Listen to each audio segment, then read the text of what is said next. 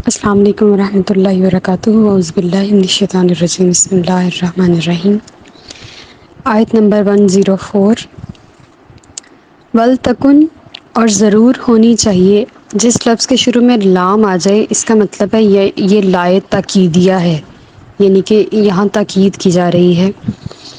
ولتکم منکم اور ضرور ہونی چاہیے تم میں سے امتن ایک جماعت یدعون جو بلائے الی الخیری. یدعون کو اگر ہم اپنی اردو میں لے لیں تو دعوت دے، بلائیں الی الخیری نیکی کی طرف، بھلائی کی طرف، خیر کی طرف. یامرون اور حکم دے، یہ امر سے ہم کہتے ہیں نا امر دیا اس نے، تو یہ یہاں سے یامرون حکم دیا کرے بالمعروف ہی نیکی کا. معروف اچھی بات کو کہتے ہیں، بھلائی کو کہتے ہیں. وینہون اور روکا کرے عن المنکر برائی سے. واولئک اور یہی وہ لوگ ہیں هم المفلحون یہی کامیاب ہیں. ایک جماعت تم میں سے ضرور ہونی چاہیے، یعنی کہ یہ نہیں ہے کہ ساری کی ساری قوم اٹھ کے دین سیکھنے چلی جائے. اگر سارے اٹھ کے چلے جائیں گے تو دنیاوی سارے کاروبار رک جائیں گے.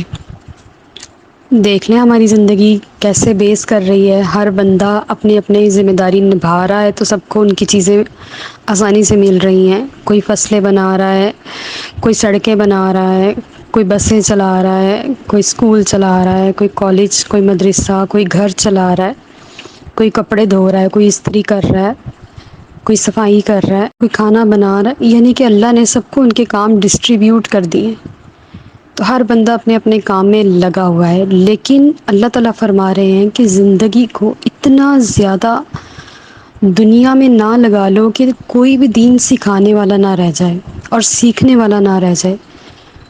تو اس بات کو یہ پیغمبری پیشہ ہے. نبی کریم صلی اللہ علیہ وسلم نے تجارت بھی کی ہے لیکن دین کو اول پریورٹی دی ہے. تو اللہ تعالیٰ فرما رہے ایک جماعت ضرور ہونی چاہیے جو بھلائی کا حکم دے، برائی سے روکے.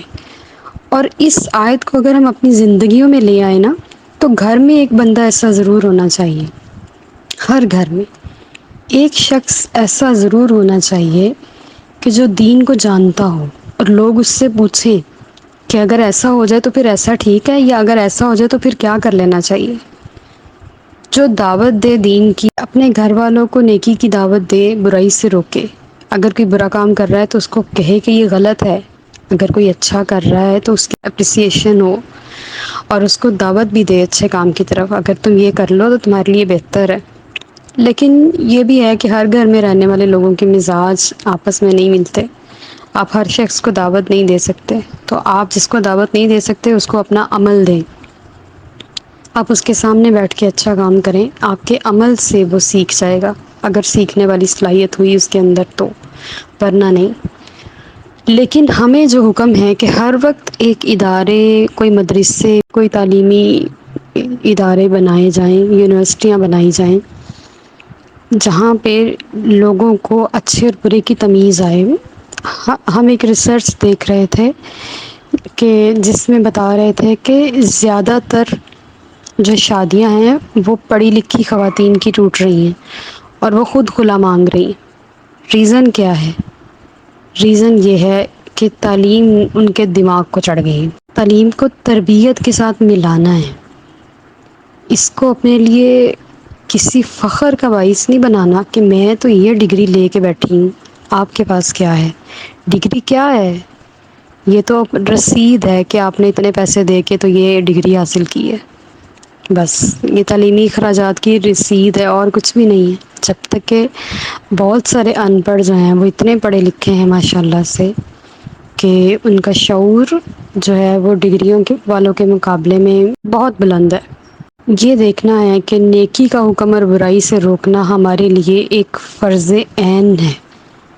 اور ہم نے اگر کوئی جان لیتا ہے دین کو تو وہ بڑا لینینٹ ہو جاتا ہے.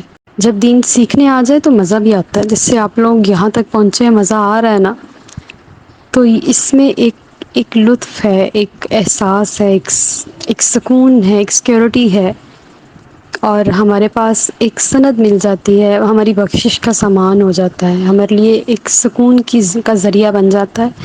اور اگر کوئی ہم سے پوچھے کہ یہ مسئلہ ہو گیا ہے تو ہم فوراً اس کو جواب دینے والے بھی بنتے ہیں. نہیں، ہم نے تو یہ پڑھا تھا، ایسا ہو سکتا ہے. تو اللہ تعالیٰ فرما رہے ہیں جو شخص جو جماعت نیکی کا حکم دیتی ہے اور برائی سے روکتی ہے وَأُولَئِکَ هُمُ الْمُفْلِحُونَ وہی کامیاب ہیں۔ تو ہماری کامیابی کا معیار یہ ہے کہ ہر وہ شخص جو برائی سے رکتا بھی ہے اور روکتا بھی ہے، نیکی کا حکم دیتا بھی ہے اور کرتا بھی ہے، سمجھ لیں وہ دونوں جہانوں میں کامیاب ہے۔ یہ کامیابی کی سند ہے۔ بلا تکونوا، اور نہ ہو جانا کالذین ان لوگوں کی طرح تفرقو جو فرقوں میں بٹ گئے، واختلفو اور اختلاف کرنے لگے، من بعدی اس کے بعد ما جاءہم البینات کے آ گئی ان کے پاس روشن نشانیاں، واولئک اور یہی وہ لوگ ہیں لہم ان کے لیے عذاب عظیم بہت بڑا عذاب۔ ان لوگوں کی طرح نہ ہو جانا، اب ہم نے پچھلی آیت میں پڑھا کہ اللہ کی رسی کو مضبوطی سے تھام لو اور تفرقے میں نہ پڑو، فرقہ فرقہ نہ ہو جاؤ، لیکن ہم ہو گئے۔ پھر اللہ پاک نے 2-3 آیات چھوڑ کے آگے پھر وہی بات بتائی، ان لوگوں کی طرح نہ ہو جانا۔ اب پچھلی قوموں کی بات ہو رہی ہے، یہود و نصارہ کی بات ہو رہی ہے کہ یہود و نصارہ کس طرح تفرقے میں پڑ گئے تھے۔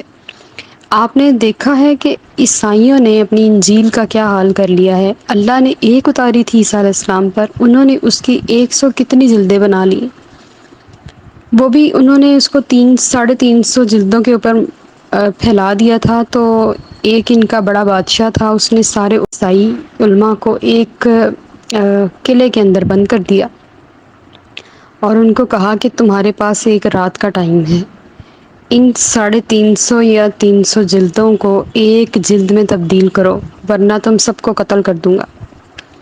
اب وہ جتنے بھی فرقوں کے علماء تھے، ان کے بڑے جو ہیں نا وہ 2 ہی فرقے ہیں، پروٹسٹنٹ اور کیتھولک، لیکن ان کے نیچے جو ہے نا چھوٹے چھوٹے سے بے شمار فرقے، اصل میں مسلمانوں کی 2 یا 3 فرقے آپ کہہ لیں، لیکن شیعوں کے 60 سے زائد فرقے ہیں، جس کی بنا پر ہم 72 فرقوں میں بٹ چکے ہیں۔ تو ہمیں اللہ پاک نے ہر قسم کے فرقوں سے اس لیے بچایا ہے کہ یہود و نصارہ نے کیا کیا کہ اتنے فرقے بنائے۔ اچھا بات وہی رہ گئی کہ ان کو ایک جگہ پہ جمع کر دیا اور کہا کہ اس کو ایک جلد میں بناؤ۔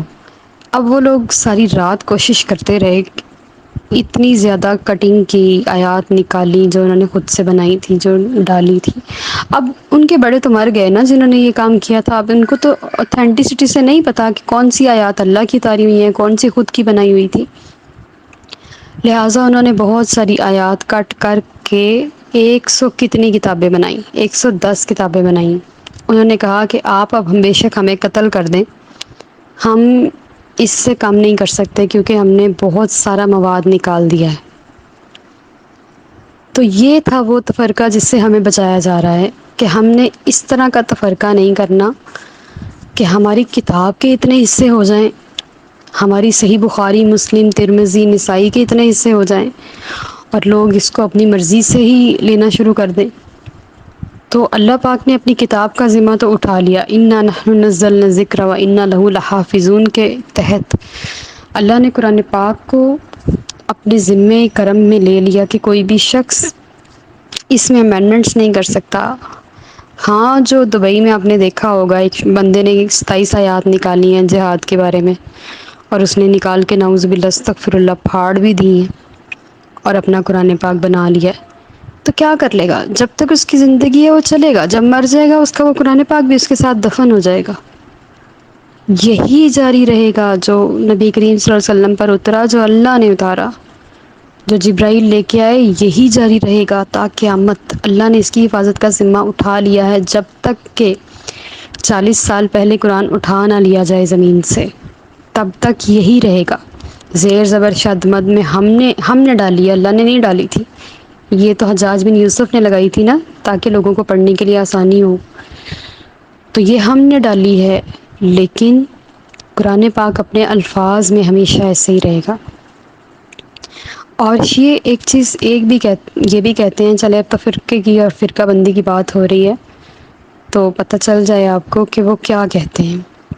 جہاں قرآن پاک میں لفظ الا لکھا ہے نا، عین لام اور یا کے ساتھ، وہ کہتے ہیں کہ یہ علی لکھا ہے اور آپ نے اس کے اوپر 2 زبریں لگا کے اس کا مطلب بدل دیا ہے، لہٰذا آپ کا قرآن پاک ٹھیک نہیں۔ تو یہ ان کا ایک فرقہ کہتا ہے، اگر وہ 60 سے زائد فرقے رکھتے ہیں تو کچھ بڑے ہی ایکسٹریم میں ہیں اور کچھ بڑے ہی لینینٹ ہیں، ان کی بھی آپس میں نہیں بنتی، شیعوں کی بھی آپس میں نہیں بنتی۔ تو اللہ تعالی ہمیں ان سے بچائے، ان فرقوں سے بچائے، ہمیں اللہ صراط مستقیم دے جو ہم نے پہلے پیج پہ پڑھا تھا، یا اللہ ہمیں سیدھا راستہ دکھا۔ جب ہم قرآن پاک کھولتے ہیں تو ہم دعا کر کے اس میں داخل ہوتے ہیں، تو پھر اللہ تعالی ہمیں اسی راستے پر رکھے جو نبی کریم صلی اللہ علیہ وسلم کا سیدھا راستہ ہے۔ تو اللہ تعالیٰ فرما رہے ہیں کہ وہ اتنے فرقوں میں بٹ گئے اور اتنے اختلافات میں پڑ گئے، حالانکہ ان کے پاس روشن نشانیاں آ چکی تھیں، عیسیٰ علیہ السلام آ چکے تھے، موسیٰ علیہ السلام آ چکے تھے، لیکن انہوں نے اپنے فرقہ بندی کو بہت ایکسٹریم کر لیا تھا۔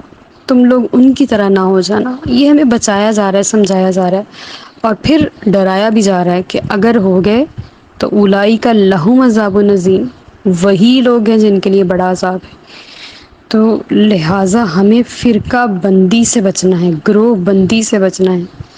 ہمیں کسی کو یہ نہیں بتانا کہ ہم اہل سنت ہیں بھائی، ہم اہل حدیث ہیں بھائی، ہم مسلمان ہیں، اور پھر ان کے جو بھی مذہبی ان کے اختلافات ہیں یا نظریات ہیں ان کا احترام کرنا، ان کو دیکھنا کہ شاید ہر فرقے میں کوئی نہ کوئی اچھی بات ہوتی ہے، شاید وہ بھی اپنے فرقے میں کسی اچھی بات کو لے کر چلیں۔ ہم لوگ ایک دوسرے سے دور پتہ ہے کیوں ہو گئے ہیں؟ ہم اپنے ممبروں پہ شان رسالت بیان کرنے کے بجائے ایک دوسرے کے فرقوں کی برائیاں بیان کر رہے ہیں۔ تو ہمیں یہ ٹرینڈ ختم کرنا ہے۔ ہاں اگر کوئی فتنہ ہم تک پہنچ رہا ہے اور وہ ہمارے خلاف محاذ بنائے کھڑے ہیں، اس وقت اپنا دفاع نہ کرنا بے وقوفی ہے، اس وقت اپنا دفاع کرنا جہاد ہے۔ تو ہمیں اس ٹائم جب ہمارے اوپر اٹیک ہو، کوئی فرقہ ہمارے اوپر اٹیک کر رہا ہے، تو ہمیں پورا جواب دینا چاہیے پوری تیاری کے ساتھ، کیونکہ ان کی تیاری ہم سے زیادہ ہی ہوتی ہے۔ آیت نمبر 106، یوم اس روز تبیض، سفید ہوں گے وجوہ کئی چہرے، وتسود اور سیاہ ہوں گے وجوہ کئی چہرے، فاما الذین، پس وہ لوگ، اسودت سیاہ ہوں گے وجوہہم جن کے چہرے، اکفرتم، کیا تم نے کفر اختیار کیا تھا، بعد ایمانکم، ایمان لانے کے بعد۔ جس لفظ کے شروع میں آ جائے اس کا مطلب ہے کہ یہ سوال کیا جا رہا ہے۔ فذوقوا، پس چکھو، العذاب، وہ عذاب، بما کنتم تکفرون، اس کفر کی وجہ سے جو تم کیا کرتے تھے۔ یہاں قیامت کا تذکرہ ہو رہا ہے کہ قیامت میں کیا ہوگا، کئی چہرے روشن ہوں گے۔ اب دیکھیں، اگر کوئی شخص خوش ہوتا ہے تو خوشی اس کے چہرے پہ نظر آ رہی ہوتی ہے، وہ کیسے سرخ و سفید ہو رہا ہوتا ہے، اور وہ کس طرح سے ہنس رہا ہوتا ہے، اور اس کا انگ انگ سے خوشی پھوٹ رہی ہوتی ہے، پتہ چل رہا ہوتا ہے کہ یہ بندہ خوش ہے۔ تو ایسے ہی قیامت والے دن جس کا نامہ اعمال دائیں ہاتھ میں آ جائے گا، خوشی سے اس کا چہرہ روشن ہو جائے گا، اور وضو کے آثار سے جو اس نے دنیا میں کیا ہوگا اس سے اس کا چہرہ روشن ہو جائے گا۔ اور ان کی دل کی، یہاں پہ ایک بات جو انہوں نے لکھی مجھے بڑی پسند آئی، کہ جن کے دل نور سے منور ہیں، قیامت کے دن ان کے چہرے آفتاب کی طرح روشن ہوں گے، اور جن کے دل گمراہی سے جمے ہوئے ہیں، اٹے ہوئے ہیں، اس روز ان کے چہرے سیاہ ہوں گے۔ تو بس دیکھ لیجئے ہمارا راستہ کیا ہے، تو پھر ہماری منزل بھی ویسی ہوگی۔ ہم جس راستے پر چل رہے ہیں وہی راستہ ہماری منزل ہوگا۔ انڈرسٹوڈ سی بات ہے کہ دنیا میں ہم جس راستے پر چلتے رہیں، کیونکہ ہمارے پاس یہی 60-63 سال ہیں زندگی کے، نہ تو ہم نے دوبارہ جینا ہے، نہ ہم نے دوبارہ کوئی اعمال کرنے ہیں۔ تو انہی 60-63 سالوں میں ہم اپنا راستہ طے کر لیتے ہیں، اپنے آپ کو سمجھا لیتے ہیں کہ ہمارا یہ راستہ ہے۔ تو اگر ہم اسی راستے پر چلتے رہیں تو منزل میں چہرے روشن ہوں گے، لیکن نعوذ باللہ، استغفر اللہ، اللہ نہ کرے اگر کسی نے گمراہی کا راستہ اختیار کر لیا ہے تو پھر منزل میں چہرے سیاہ ہو جائیں گے۔ اور کبھی غم زدہ چہرے کو دیکھیں، اس کی کیا کیفیت ہوتی ہے۔ تو بس قیامت والے دن اللہ نہ کرے جن کا نامہ اعمال بائیں ہاتھ میں ہوگا تو ان کا چہرہ سیاہ۔ کیا تم نے کفر اختیار کیا ایمان لانے کے بعد؟ اللہ تعالیٰ پھر اس انداز سے بیان فرمائیں گے، تو بس یہ کافروں کا راستہ ہے، انہی کے چہرے کل قیامت والے دن سیاہ ہوں گے۔ ربنا لا تجعلنا منہم، جب ہم اس طرح کی آیات پڑھیں تو فوراً اللہ سے دعا کریں گے، یا اللہ ہمارے چہروں کو اس روز سیاہ نہ کرنا جس روز بعض چہرے کفر کی وجہ سے سیاہ ہو جائیں گے، ہمارا خاتمہ بالایمان ہو، آمین وما علینا الا البلاغ المبین۔